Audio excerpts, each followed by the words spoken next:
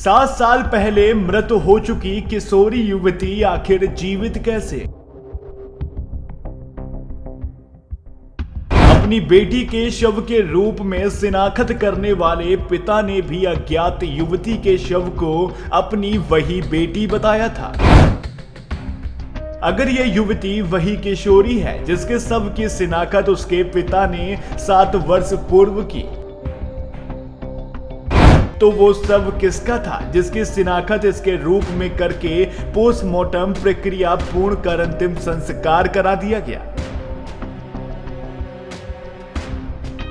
अलीगढ़ में चौंकाने वाला हैरत अंगेज मामला सामने आया है। यहां 7 साल पहले मृत हो चुकी किशोरी युवती हाथरस से पुलिस द्वारा बरामद की गई है, जबकि विष्णु नाम का युवक पिछले 7 साल से इस युवती के किशोरावस्था में रहते हुए अपहरण कर हत्या के मामले में जेल काट रहा है। 7 साल पहले आगरा में मिले एक अज्ञात शव को अपनी बेटी के शव के रूप में शिनाख्त करने वाले पिता ने भी बरामद युवती को अपनी वही बेटी बताया था। पुलिस ने बरामद युवती को कोर्ट में 164 के बयान व डीएनए कराने की अपील के साथ पेश किया है। जेल में बंद युवक विष्णु की मां व परिजनों ने न्याय की गुहार लगाते हुए आरोपियों के विरुद्ध सख्त कानूनी कार्रवाई की मांग की है। आइए जानते हैं पूरे मामले को।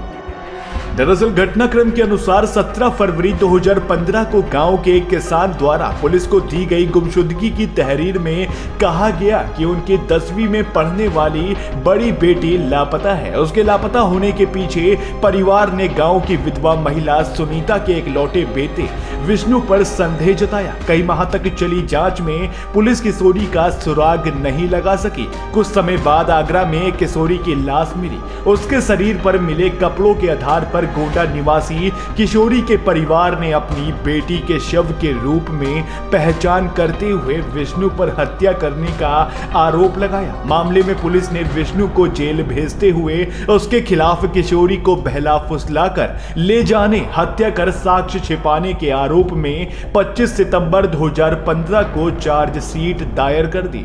तब से विष्णु कई वर्षों तक जेल में रहा। कुछ वर्ष बाद वह जमानत पर जेल से बाहर आया, लेकिन एक बार फिर से कोर्ट में किन्हीं कारणोंवश तारीख पर ना पहुंचने के चलते विष्णु के वारंट हो गए और पुलिस ने विष्णु को गिरफ्तार कर फिर से जेल भेज दिया। तब से विष्णु जेल में बंद चल रहा है। ऐसे में अगर हम कहें कि वो युवती जिंदा है जिसकी सजा विष्णु को काटनी पड़ रही है, तो आप भी अचंभित हो जाएंगे। जी हां, आइए आपको बताते हैं।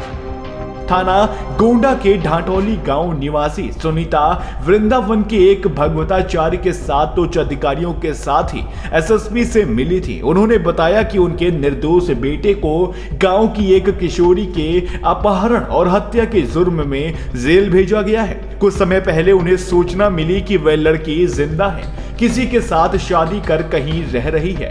यह सुनकर अचंभित एसएसपी कलानिधि नैथानी ने थाना पुलिस को गंभीरता से जांच कर सच्चाई का पता लगाने का निर्देश दिया। इसके बाद थाना पुलिस ने गहराई से जांच शुरू की और उक्त युवती को जिला हाथरस से बरामद कर लिया।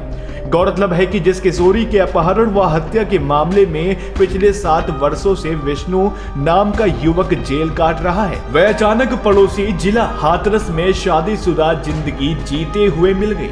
ऐसे में आप भी ये सुनकर हैरान हो गए होंगे। महिला को 2 दिन पूर्व पुलिस ने बरामद कर कोर्ट में 164 के बयान व डीएनए जांच के लिए पेश कर अपील की थी। बुधवार को कोर्ट से डीएनए के लिए मिली मंजूरी के बाद जिला अस्पताल में बरामद युवती व उसके माता पिता के डीएनए के लिए नाखून, बाल व ब्लड के सैंपल लिए गए, जिससे कि बरामद युवती की कोर्ट में पहचान कराई जा सके कि ये युवती वही लड़की है जिसके अपहरण व हत्या में एक युवक 7 सालों से जेल काट रहा है, जिससे कि उसे जेल से रिहा कराया जा सके। बरामद नामजद युवती व उसके माता पिता को पुलिस बुधवार को मलखान सिंह जिला अस्पताल में लेकर पहुंची और तीनों के डीएनए के लिए सैंपल बतौर नाखून, बाल व ब्लड के नमूने लिए गए। इस संबंध में जानकारी देते हुए जिला अस्पताल के मुख्य चिकित्सा अधिकारी डॉक्टर ईश्वरी देवी बत्रा ने बताया कि जिला अस्पताल में आज एक बरामद बच्ची और उसके माता पिता का डीएनए मिलान के लिए सैंपल लिया गया है, जिसे संबंधित थाना पुलिस को सुपुर्द कर दिया गया है, जो कि प्रयोगशाला में भेजा जाएगा। सीएमएस ने आगे बताया, डीएनए टेस्टिंग के लिए बाल, ब्लड और नाखून लिए जाते हैं, जो कि आगरा व लखनऊ की लैब में जांच के लिए भेजा जाता है। वहीं विष्णु को न्याय दिलाने के लिए उसकी मां सुनीता का सहयोग कर रहे वृंदावन निवासी भगवताचार्य उदय कृष्ण शास्त्री ने आरोप लगाते हुए बताया है कि उक्त किशोरी के किसी युवक के साथ प्रेम संबंध थे। वे अपने उसी प्रेमी के साथ भागकर हाथरस के एक गांव में पहुंच गई थी, जिसकी जानकारी उन्हें तब हुई जब वे उस गांव में भागवत करने के लिए गए थे और वहां उस किशोरी का फोटो दिखाकर गांव में पूछताछ करी तो वहां ग्रामीणों ने उस किशोरी को कई वर्ष पूर्व भाग कर आने की जानकारी दी, जो कि 7 साल बाद युवती हो चुकी थी। भगवताचार्य उदय कृष्ण शास्त्री ने सवाल ये भी उठाया है कि अगर ये युवती वही किशोरी है जिसके शव की शिनाख्त उसके पिता ने 7 वर्ष पूर्व की थी, तो सवाल खड़ा होता है कि आखिर वह शव किसका था जिसकी शिनाख्त इसके रूप में करके पोस्टमार्टम प्रक्रिया पूर्ण कर अंतिम संस्कार करा दिया गया था। अब देखना यह होगा कि ऐसे में आगे की कार्यवाही में विष्णु निर्दोष साबित होता है या सलाखों में अभी भी उसकी सजा मुस्तैद है। Bureau report, access Bharat. बताइए आपका। मेरा सुनीता गौतम। क्या हुआ आपका बेटे का, क्या नाम है और क्या हो रहा है? विष्णु गौतम। विष्णु जेल में है मेरा।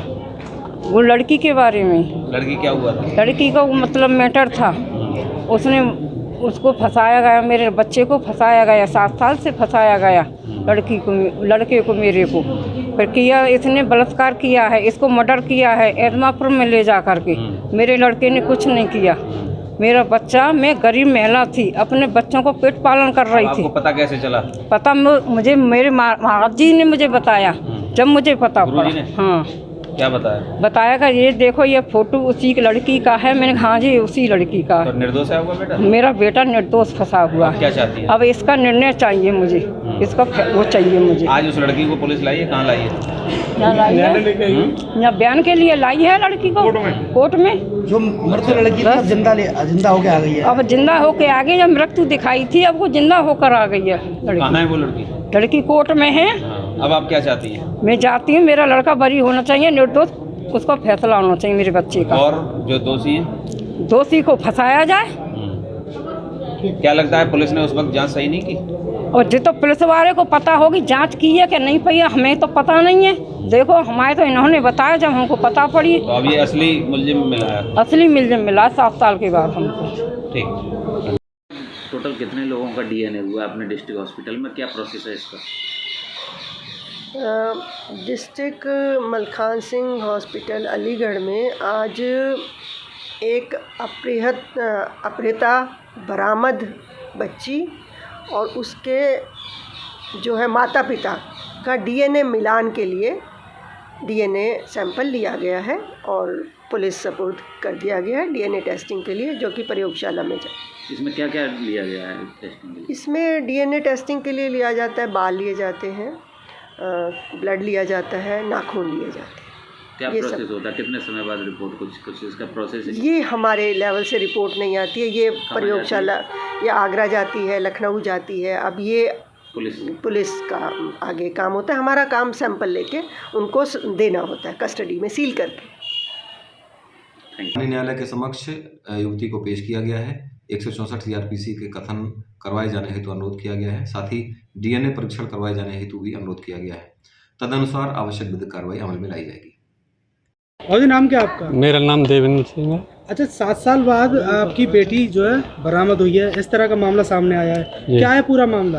पूरा मामला ये है कि ये विष्णु गौतम जो है, इसे बनखंडी पे से अपहरण कर ले गया और ये छिपा के रखी।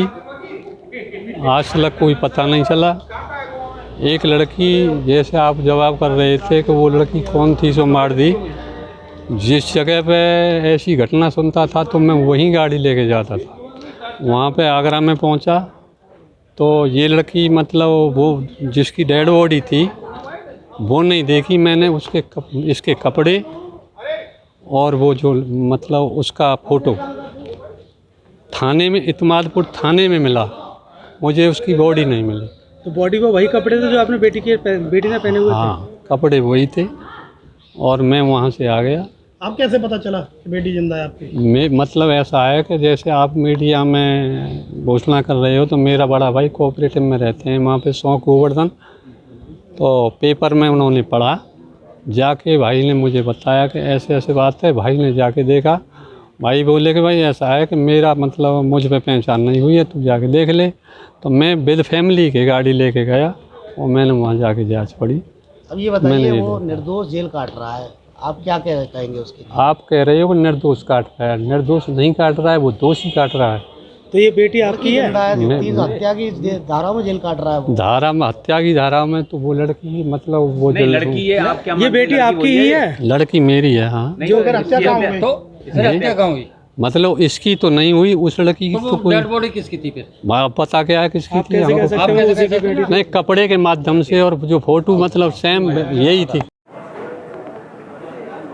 ये 7 साल वाला क्या प्रकरण है?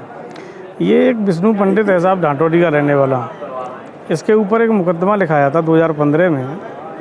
इसकी माँ मेरी जो शिष्या हैं, उनके द्वारा मुझे बताया गया कि 2015 में एक मुकदमा लिखाया हमारे बेटे के खिलाफ योजनाबद्ध तरीके से। गांव के जाटों की बेटी थी, वो घर से कहीं चली गई थी अपने प्रेमी के साथ। गांव वालों ने दबाव बनाकर इनके बेटे के खिलाफ मुकदमा लिखा दिया 302 का कि अपहरण करके हमारी बेटी का मर्डर कर दिया है। कहीं अदमापुर में कोई लाश मिली थी, जिला आगरा में। इन्होंने शनाख्ती की साहब ये हमारी बेटी की है। हम प्रवचन करने गए हुए थे, कथा कर रहे थे नगला चौका के पास तिपरस में हमारा प्रोग्राम चल रहा है। कथा में बच्ची आई थी, तो पड़ोस में हम लोग भोजन करने गए। हमने जानकारी की बच्ची कौन से काम की है, तो हमें बताया गया कि ये कहीं भाग के आई है, यहाँ की बच्ची कोई शादी होकर नहीं आई है। तो हमारे पास 2015 के कुछ फ़ोटो इनके पड़े हुए थे। माताजी से हमने संपर्क किया, विष्णु की से संपर्क करने का कुछ फ़ोटो प्राप्त किए, फ़ोटो से फ़ोटो मिलान किया और गांव में हमने लोगों को दिखाए, तो बोले हाँ ये वही बच्ची है, 7 साल से यहीं इसी गांव के अंदर निवास रह रही है। इसके बाद 2 बच्चे हैं, एक बेटा है एक बेटी है। ये मामला है साहब। तो अब वो बरामद हो गई है? बरामद हो गई है। आज जो है न्यायालय अलीगढ़ में उसको पेश किया गया है बयान के लिए। उसका पूरा परिवार जो है साथ में आया हुआ है, बच्चे भी उसके साथ में आए हुए हैं। तो किस तरह की कार्रवाई होनी चाहिए इसमें? जो भी देखिए उस टाइम जो गलती हुई है पुलिस प्रशासन से, अन्य इसके घर वालों से भी, इसके माँ बाप ने उस टाइम जो बॉडी बरामद की कि साहब ये हमारी बेटी की बॉडी है, तो बॉडी वो कहाँ से आई, किसको मार गिराया इन लोगों ने? इन्होंने किसको मार के बॉडी वहाँ डाली थी? सवाल खड़ा होता है कि वो बॉडी किसकी थी। मैं कहता हूँ ठीक है, वो इनकी बेटी की, किसी और की बेटी, तो इन्होंने अपनी बेटी कैसे मान लिया? जबकि डॉक्टर घोषित कर रहे हैं कि वो 20 साल की है, इनकी बेटी उस टाइम 14 साल की थी, तो इनको 6 साल का अंतर समझ में नहीं आया। तो किस तरह की कार्रवाई होनी चाहिए? 302 का मुकदमा जो हमारे बच्चे के ऊपर लगा हुआ है, हमारी शिष्या के बेटे पर लगा हुआ है, वो सारी कार्रवाई इनके ऊपर होनी चाहिए। बरी भी होना चाहिए, भाई इज्जत बरी होना चाहिए।